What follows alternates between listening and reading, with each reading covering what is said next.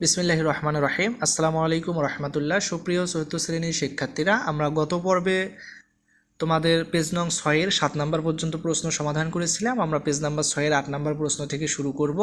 তো 8 নম্বর প্রশ্নে আমাদেরকে বলা হচ্ছে যে সংখ্যাটির অঙ্কগুলোর স্থানীয় মান লিখি।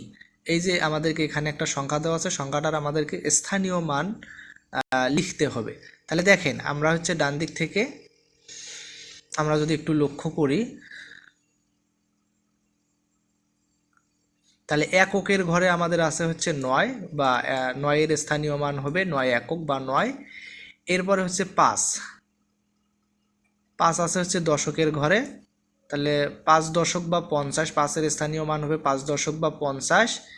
এরপরে হচ্ছে 8 আছে হচ্ছে শতকের ঘরে, তাহলে 8-এর স্থানীয় মান হবে 8 শতক বা 800। এরপরে হচ্ছে 7 আছে হাজারের ঘরে, তাহলে 7-এর স্থানীয় মান হবে 7000। এরপরে হচ্ছে আমাদের 2 আছে হচ্ছে অযুতের ঘরে, তাহলে 2-এর স্থানীয় মান হবে 2 অযুত বা 20,000। এরপরে হচ্ছে 1 আছে লক্ষের ঘরে, তাহলে 1-এর স্থানীয় মান হবে 1 লক্ষ। এরপরে 6 আছে হচ্ছে নিযুতের ঘরে, 6-এর স্থানীয় মান হবে 6 নিযুত বা 60 লক্ষ।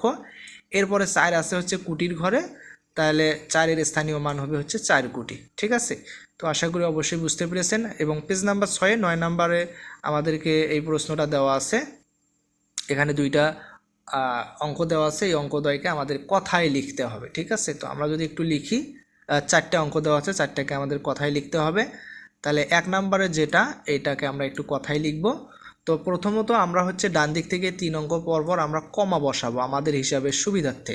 তাহলে 3 অঙ্ক পরপর যদি প্রথমে 3 অঙ্ক, এরপর 2 অঙ্ক পর কমা বসাবো।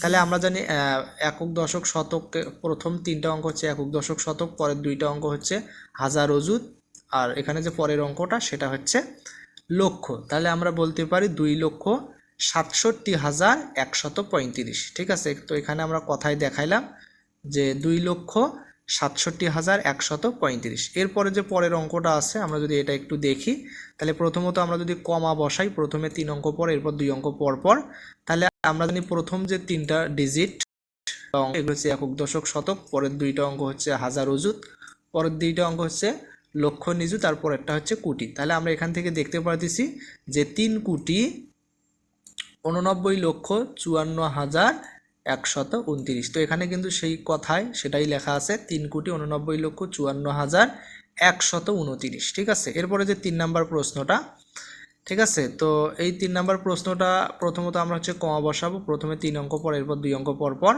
তাহলে আমরা জানি প্রথম 3টা অঙ্ক হচ্ছে একক দশক শতক, পরের 2টা অঙ্ক হচ্ছে হাজার অযুত, পরের 2টা অঙ্ক হচ্ছে লক্ষ নিযুত, আর পরেরটা হচ্ছে কোটি। তাহলে এখান থেকে আমরা দেখতে পাচ্ছি কি, যে 4,44,44,444। ঠিক আছে, এরপরে যে 4 নাম্বার প্রশ্নটা সেমভাবে আমরা যদি একটু কমা বসাই, প্রথমত 3 অঙ্ক পর, এরপর 2 অঙ্ক পর পর কমা বসাবো।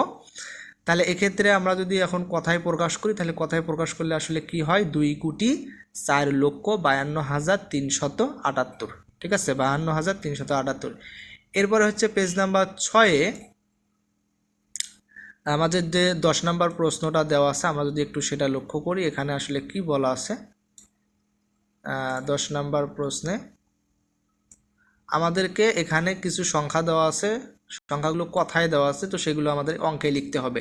1 নম্বরে দেওয়া আছে 56,60,789। তো আমরা একটু ধাপে ধাপে দেখি, এখানে 4টা প্রশ্ন দেওয়া আছে।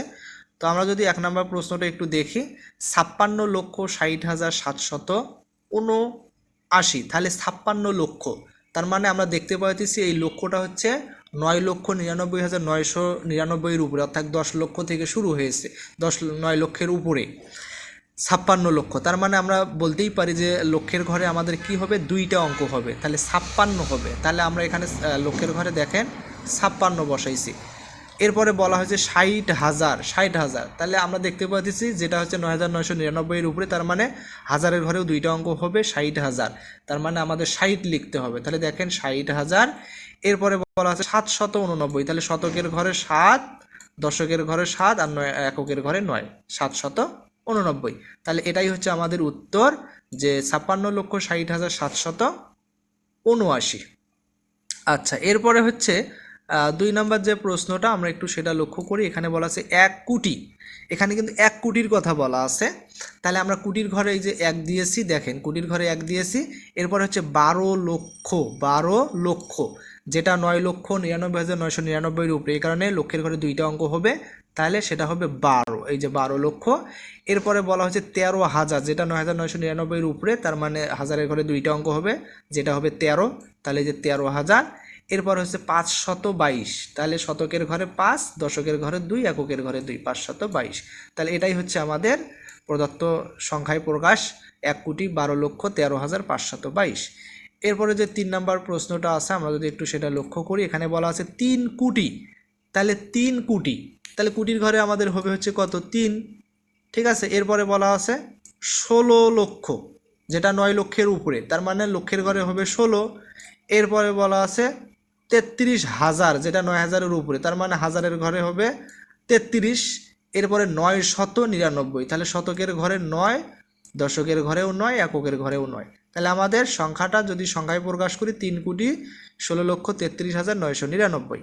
এরপরে যে 4 নম্বর প্রশ্নটা আমরা একটু সেটা দেখি, যে 5,30,00,000, 5 কোটি, তাহলে কোটির ঘরে হবে আমাদের 5, দেখেন কোটির ঘরে 5, 30 লক্ষ, 30 লক্ষ, তাহলে লক্ষের ঘরে আমাদের হবে কত, 30। এরপরে বলছে 55,000, তাহলে যেটা 9,000-এর উপরে, তার মানে আমরা বলতে পারি হাজারের ঘরে হবে 55।